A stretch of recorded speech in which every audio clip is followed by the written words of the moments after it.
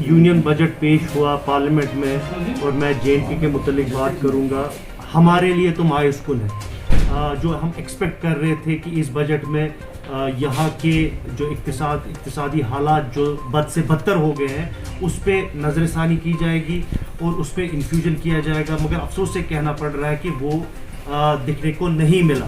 खासकर मैं बात करूँगा जो हमारी रीढ़ की हड्डी है हॉर्टिकल्चर सेक्टर, और आपको ये भी पता होगा कि हॉर्टिकल्चर सेक्टर में हम कितना नुकसान हुआ हमारे हॉर्टिकल्चरिस्ट का। एक तो हम 2 लॉकडाउन से गुजर के निकले। पहला तो जब 2019 में जब आर्टिकल 370 एब्रोगेट हुआ और अनकॉन्स्टिट्यूशनली एब्रोगेट हुआ, उसके बाद 1 साल तक हमारा प्रोड्यूस नहीं जा पाया बाहर, वो सारा सड़ गया।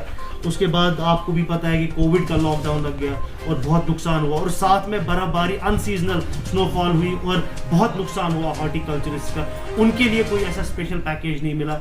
और इनफैक्ट आज तो इस हॉर्टिकल्चर को ख़त्म करने के लिए जो ईरानियन एप्पल्स यहाँ पे मार्केट में आ रहे हैं उस पर मैं उम्मीद कर रहा था कि गवर्नमेंट कुछ बोलेगी, कुछ टैक्स लगाएगी, जो बाहर से प्रोड्यूस आता है उस पर टैक्स लगता कि हमारा प्रोड्यूस यहाँ पे निकले। तो ओवरऑल मायूसकुन है। हमारे आर्टिजन्स जो बेचारे इस टाइम पे सड़क पे पड़े हुए हैं उनके बारे में कोई पैकेज नहीं आया।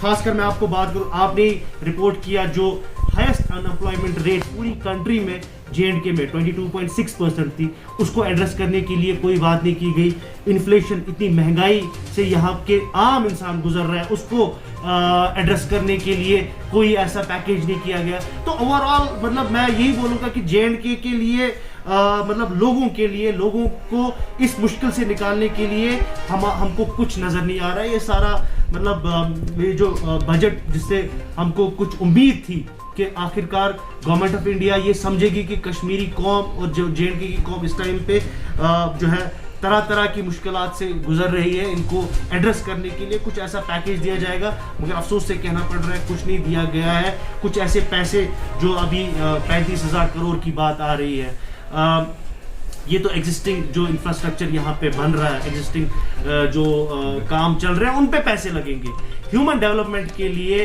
और खासकर जो एक मिडिल क्लास सेक्टर है, मिडिल क्लास और लोअर इनकम क्लास सेक्टर के लिए क्या दिया है? कुछ भी नहीं मिल रहा है इस बजट में।